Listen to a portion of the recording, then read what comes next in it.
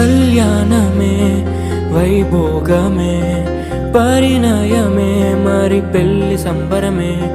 కళ్యాణమే వైభోగమే పరిణయమే మరి పెళ్లి సంబరమే. అందాల వరుడు పరిశుద్ధుడు చక్కని వధువు కన్యాకు.